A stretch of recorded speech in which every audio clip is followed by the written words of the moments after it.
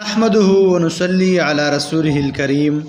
اما بعد فاعوذ باللہ من الشیطان الرجیم بسم اللہ الرحمن الرحیم فضائل نماز۔ معزز سامعین کرام، آج کی ویڈیو میں آپ لوگ کے ساتھ نماز کے حوالے سے حضور اکرم صلی اللہ علیہ وسلم کا حدیث مبارک شیئر کرنے والا ہوں۔ تمام اہل مسلم سے یہی درخواست ہے کہ اس حدیث پاک کو توجہ کے ساتھ سنیے۔ بسم اللہ الرحمن الرحیم۔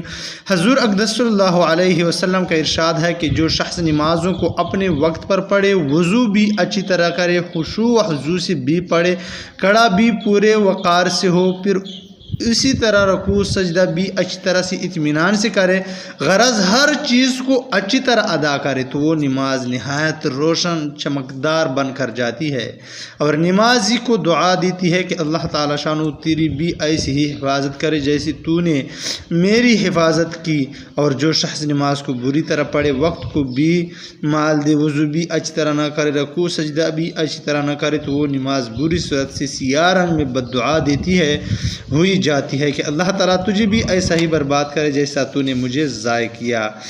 اس کے بعد وہ نماز پرانے کپڑے کی طرح سے لپیٹ کر نمازی کے منہ پر ماری دی جاتی ہے۔ معزز سامعین کرام، شیخ صاحب فائدے میں لکھتے ہیں، خوش نصیب ہے وہ لوگ جو نماز کو اچھی طرح پڑھیں کہ اللہ کی اہم ترین عبادت ان کے لیے دعا کرتی ہے، لیکن عام طور سے جیسی نماز پڑھی جاتی ہے کہ رکوع کیا تو وہیں سے سجدے میں چلے گئے، سجدے سے اٹھے تو سر اٹھانے بھی نہ پائے تھے کہ فوراً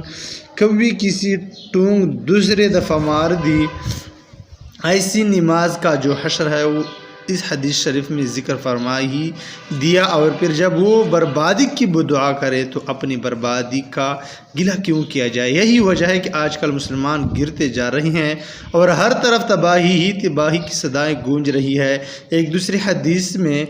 بھی یہی مضمون وارد ہے، اس میں یہ بھی اضافہ ہے کہ جو نماز خشوع و حضور سے پڑھی جاتی ہے، آسمان کے دروازے اس کے لیے کھل جاتے ہیں، وہ نہایت نورانی ہوتی ہے اور نماز کے لیے حق تعالی شانہ کی بارگاہ میں سفارشی بنتی ہے۔ حضور صلی اللہ علیہ وسلم کا ارشاد ہے کہ جس نماز میں رکوع اچھی طرح نہ کیا جائے کہ کمر پوری جھک جائے، اس کی مثال اس عورت کی سے ہے جو حاملہ ہو اور جب بچہ ہونے کے وقت قریب آ جائے تو اسقاط کر دے۔ ایک حدیث میں ارشاد ہے کہ بہت سے روزے دار ایسے ہیں جن کو روزے سے بجز بھوکا اور پیاسا رہنے کی کوئی حاصل نہیں، اور بہت سے شب بیدار ایسے جن کو جاگنے کے علاوہ کوئی چیز نہیں ملتی۔ تو معزز سامعین کرام، ایک بار نماز کرتے ہیں تو اچھی طرح سے کریں تاکہ اس پر ہمیں ثواب تو بھی ملے، ورنہ نماز بھی کریں گے اور اس کا کوئی فائدہ بھی نہیں ہوگا۔ اللہ تعالی ہمیں خشوع و حضور سے نماز کرنے کی توفیق عطا فرمائے۔ وآخر دعوانا الحمدللہ رب العالمین۔